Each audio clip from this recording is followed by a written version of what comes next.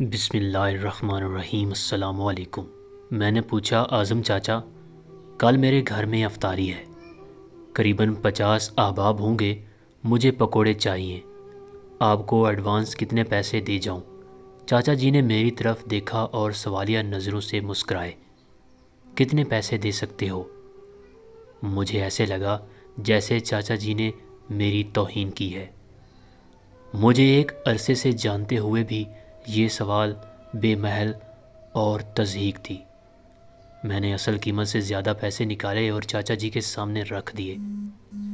چاچا جی نے پیسے اٹھائے اور مجھے دیتے ہوئے بولے، وہ سامنے سڑک کے اس پار اس بوڑھی عورت کو دے دو، کل آ کر اپنے سموسے پکوڑے لے جانا۔ میری پریشانی تم نے حل کر دی۔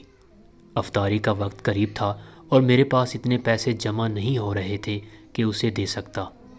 اب بیچاری چند دن سحری اور افطاری کی فکر سے آزاد ہو جائے گی۔ میرے جسم میں ٹھنڈی سی لہر دوڑ گئی۔ وہ کون ہے آپ کی؟ میرے منہ سے بے اختیار سوال نکلا۔ چاچا جی تپ گئے۔ وہ میری ماں ہے، بیٹی ہے اور بہن ہے۔ تم پیسے والے کیا جانو رشتے کیا ہوتے ہیں؟ جنہیں انسانیت کی پہچان نہیں رہی، انہیں رشتوں کا بھرم کیسے ہوگا؟ پچھلے 3 گھنٹے سے کھڑی ہے، نہ مانگ رہی ہے اور نہ کوئی دے رہا ہے۔ تم لوگ بھوکا رہنے کو روزہ سمجھتے ہو اور پیٹ بھرے رشتہ داروں کو افطار کرا کے سمجھتے ہو ثواب کما لیا۔ اگر روزہ رکھ کے بھی احساس نہیں جاگا تو یہ روزہ نہیں، صرف بھوک ہے، بھوک۔ میں بوجھل قدموں سے اس بڑھیا کی طرف جا رہا تھا اور سوچ رہا تھا، اپنے ایمان کا وزن کر رہا تھا۔